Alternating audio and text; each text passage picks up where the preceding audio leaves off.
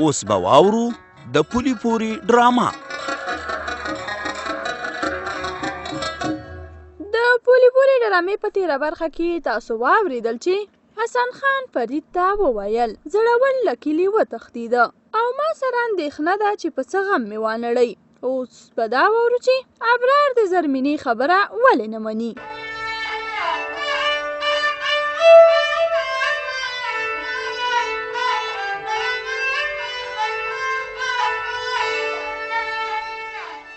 ابرار وروره، زه مرکز نه ستړې راغلمه.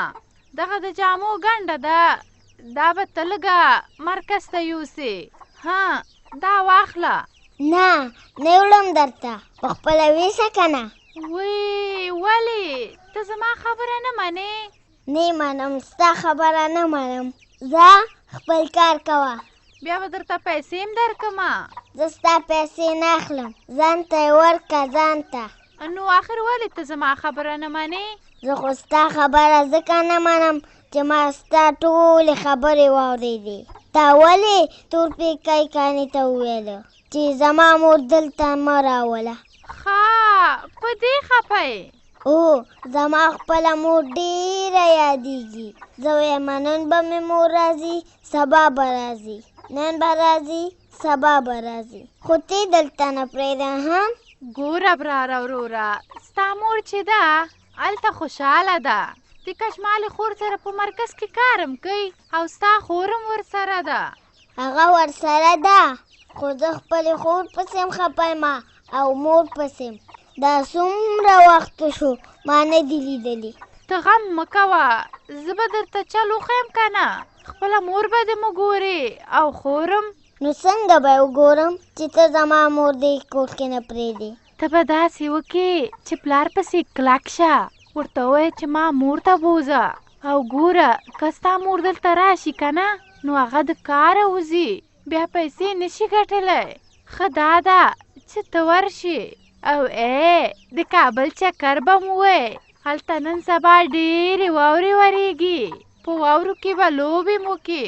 اوس زما په خبره پوه شوې؟ بس همداسې کوم. ښه نو دا ګنډه واخله، مرکز ته یې ورسوه. هله ورور مې، آفرین زما ښایسته ورور دی.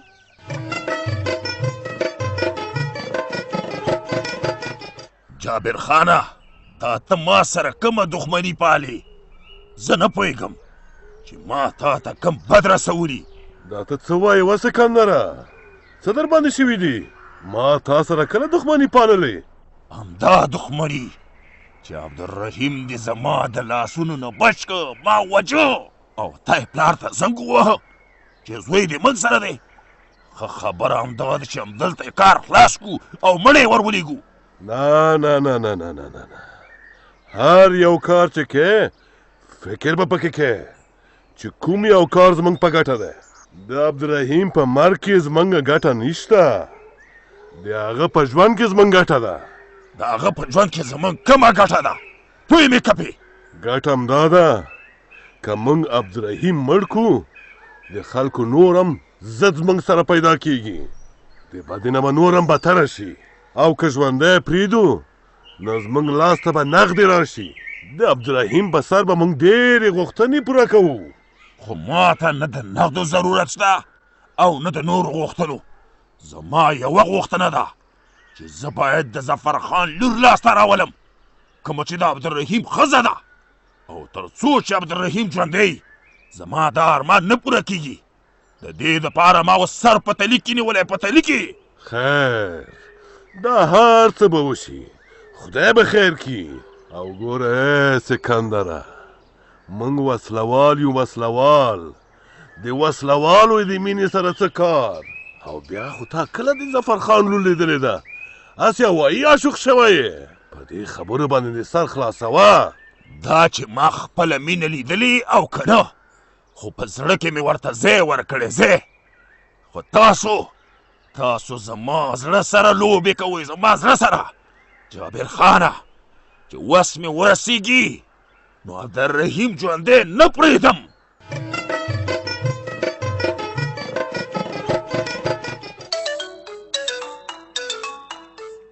د د نوید پلاره ټلیفون ته د جواب ورکړه که نه؟ ولې ورته داسې زیر زیر ګورې؟ ګلمنې دا نمبر داسې ناشنا غوندې دی، کله ته ما ته زنګ نه دی راغلی.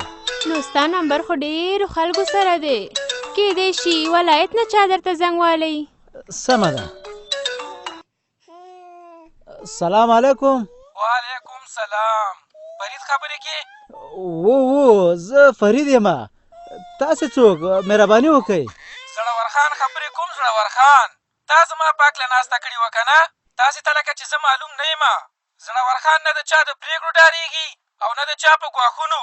فریده تا نور هېڅ ونه کړه پرته د دې چې ځان ته دې هم وکته. زړور خانه په ځای د دې چې ته ما ته ګواښ وکړې په خپلو کارونو دې فکر وکړه. ګوره ستا په همدغه کارونو باندې ستا درنه کورنۍ بدنامېږي. ته ولې داسې کوې؟ پلار دې په کلي کې ډېر ښه نوم لري او که ته لارې ته راشې ستا به هم نوم دغه شانتې خلک اخلي، په ښو خلکو کې به یادېږي. دا خو مې پلار ښه نوم لري که نه؟ ځکه خو یې د جرندې نه بل کار په قسمت کې نشته. نور خلک مزې کوي او زما پلار د خلکو خدمتونه. خو تېرېږه دې خبرو نه، زه دې خبرو ته وخت نه لرم.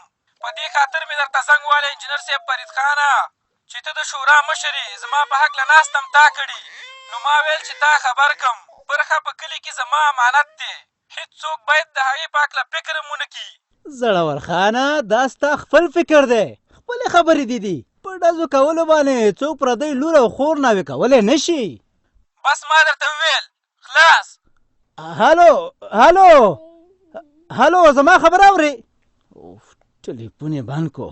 د نوید پلاره دې سړي درته څه وویله؟ دې خو تا ته هم ګواښ وکړه او د پرخې په هکله هم درته وویل.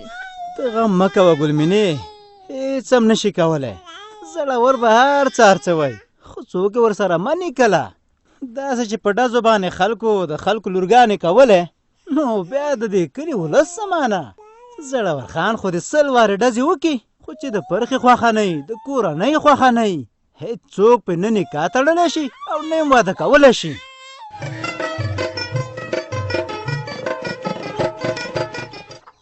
ابراره زویه څنګه داسې غلی کېږي؟ پلاره ما ته خپله مورم یادېږي او خورم. زویه خیر دی مه خفه کېږه، مور پسې دې ځم له خیره سره کور ته به یې راولمه. د کشمالې پلاره تا خو اراده کړې ده چې سکینې پسې لاړ شي، خو فکر نه کوم که دا کار وشي.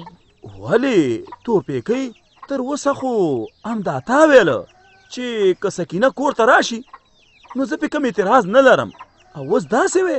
زه اوس هم وایم چې سکینې سره زه کومه ستونزه نه لرم. ښه نو بیا څنګه وایې چې دا کار نشي کېدی او سکینه دلته نشي راتلی؟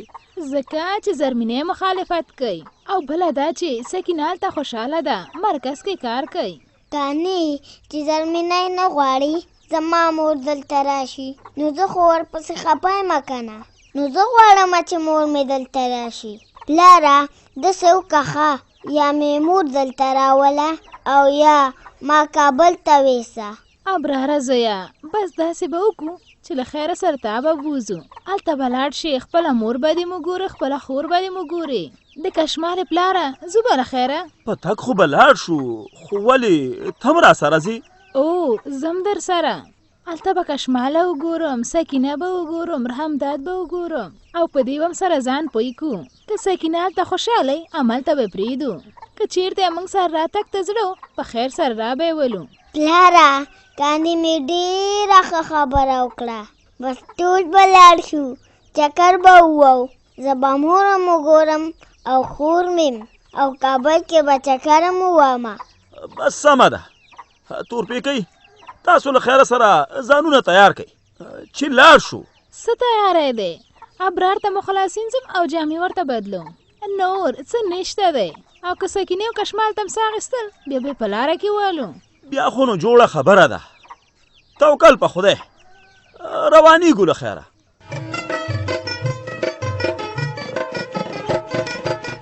او د غر ساتونکو مشر عبدالرحیم صاحب څنګه چل دی؟ څنګه یې؟ وینې مې چې لاسونه او خپې مې دواړه تړل شوي دي. لاسونه او پښې به دې م خوشي شي. ستا پلار ته مې خبر کړی دی. ټلیفون مې ورته وکړه چې زوی دې موږ سره دی، خو پلار دې عجیبه سړی دی. زما په وینا یې باور نه کوو. غواړي چې پخپله له تا سره خبرې وکړي. دا چې ټلیفون دې زما پلار ته کړی دی ما درته نه دي ویلي، د خپل ځان لپاره دې کړی دی. نه نه نه نه نه، ستا دپاره غواړم چې تا ورسره وغږوم. خو ګوره ته به هغه څه وایې چې زه یې درته وایم. ښه نو ته به ماته څه وایې؟ زه درته دا وایم چې زه ستا د پلار نه څه غوښتنې لرم، او ته به ورته ووایې چې زموږ غوښتنې دې ومني، که نه نو ستا ژوند ډېر په خطر کې دی. ستا هره شیبه د لیوه سره تیریږي. لیوه سره دا سکندر درته یادوم. که یو شیبه دې ورته پرېږدم ژوندی به دې وخوري، ژوندی.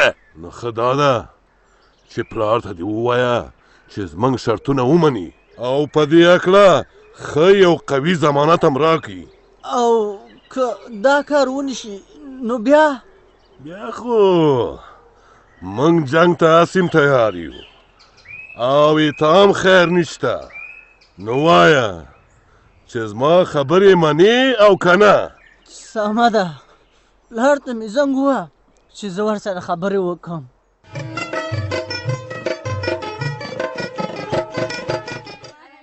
زرمینې وګوره که نه زما خبرې څومره ځای ونیو چې درته مې ویلي وو مشران دې د زړور ډزو ته اهمیت نه ورکوي. آخر هم زړور کلی پرېښودو او په تېښته مجبور شو. ښه یعنې لیکلي لاړ؟ او لاړ، او خدای تعالی زه د دې غم نه خلاصه کړم. خدای دې دې کلي ته بیا نه راولي. امین امین. خو پرخې ما سره بیا یو بله سودا ده. زړور خان خو په ښو او بدو نه دی، هماغه کار کوي چې زړه یې غواړي. اوس چې لیکلی وتښتېده نو وایمه چې هسې نه کوم ورځ تا ته لاره ونیسي، څه ستونزه درته جوړه کړي. هیڅ هم نشي کولی، بېغمه اوسه چې زه نه غواړم د هغه سره واده وکړم او ژوند ورسره شریک کړم. هغه که هر څومره هڅې وکړي نو بې ځایه به وي. دا خبره دې سمه ده، خو بیا نه ویل کېږي. پرخې ته ګوره باید ډېر پام وکړې، خاص په دې تګ و راتګ کې. چې کله مدرسې او مرکز ته ځې او راځې نو ډېره په احتیاط راځه، لکه څنګه به چې نادیه احتیاط کو. او د مغې احتیاط په وجه نادیه د وسلوالو نه بچ شوه. هغه خو لا پېژندلم نه، او زړور خو دم دې کلي دی، په اسانه د په نښه کولی شي. زرمینې د نادیه سره زه او سلګي وو، ټولې لارې چارې ورته مونږه ښودلې، نو خدای تعالی د وسلوالو نه بچ کړه. انشاءالله زه به هم بچ کېږم، لکه څنګه چې نادیه ساتلې وه داسې به خدای تعالی مام ساتي. بې شکه، خو پام په کار دی.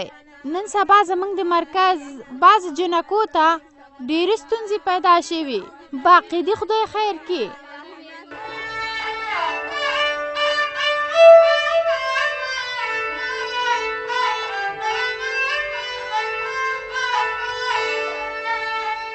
دا وه د پولې پورې ډرامه چې تاسې واورېده، په دې هیله چې ستاسې د خوښۍ وړ وګرځېدلې وي. په ډرامه کې مو واورېدل جابر په عبدالرحیم باندې فشار راوړي تر څو په ملا کریم خان باندې خپل شرطونه ومني. نو د داسې خلکو شرایط څه وي او آیا ملا کریم خان به د جابر شرطونو ته غاړه کېږدي؟ په دې هکله به تفصیلي راپور د پولې پورې په پروګرام کې واورئ. که غواړئ چې له موږ سره خپل نظر یا وړاندیز شریک کړئ په دې شمېرو را سره اړیکې ونیسئ: 0 3 30 55 0 6 30 55.